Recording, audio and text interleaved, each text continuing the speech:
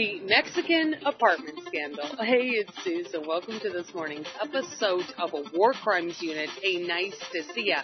Okay, so I am case managing my safety plan because I'm getting railroaded here by a bunch of scandals here in Texas. And so in doing so, I always have to think plan A, B, C, D, E, F, G. Okay, so you know what? I wanted to stop by the consulate here in Texas because it wasn't too far away, and I wanted to ask a couple questions.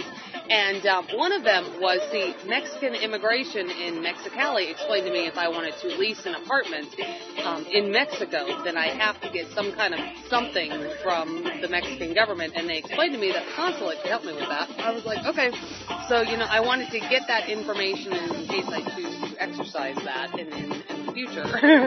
You know, get a nice apartment in Mexico. So that was one reason I went to the consulate. And then I kept getting the runaround all the way around the block. You know, I'm like, well, it's like basically this guy said that I couldn't rent an apartment in Mexico. I'm like, I'm sure thinking, what the hell, dude? I mean, immigration already told me that I could rent an apartment in Mexico. I just have to get the right, like, permit from the Mexican government. It's like a resident visa or something like that. And it costs that, I guess, about $350. But for some reason here in El Paso, the consulate wouldn't give me that information and basically just blew me off. So, is it likely that the FBI hacked the consulate here in El Paso? Probably. and then, you know, I wanted some documents sent over to the Tijuana police and the federal police and all that, and then I got the runaround on that too.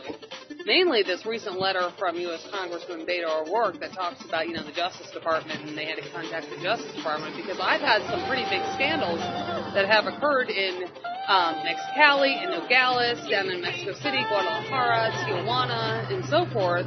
And then in history, in a long 11-year history, into Acapulco and into Xcaret and you know, Cancun and so forth. So I wanted to make sure that they had copies of my recent letters, but you know, for some reason, the Mexican Consulate here in El Paso, Texas, doesn't want to send them to the appropriate law enforcement officials over in Mexico for me.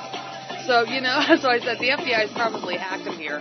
You know, oh, please, you know, please forgive us, that kind of damn shit. You know, it's like, this is a damn no forgiveness case, man. You know, they have caused trouble for me in 16 different countries that I've physically been to, but it's actually up to 21 countries total, including, most recently, into the country of Canada.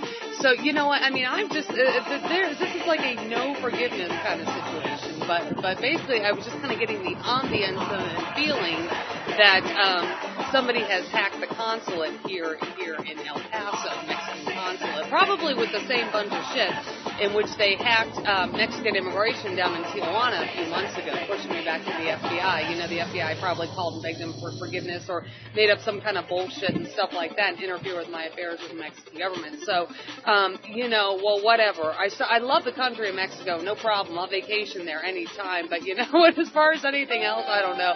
Like he's telling me, you know, just approach Mexican immigration. I'm doing the only way that I'm ever approaching Mexican immigration again is if I fly into Guadalajara. I know a nice Mexican immigration officer in Guadalajara when I flew in there, you know, not too long ago. And then, of course, you know, the nice immigration officer in Mexico City that I flew into Mexico City. Yes, no, I went by plane. There's something about me going in by plane that seems to make a difference in how I am treated in a foreign country, but especially in Mexico.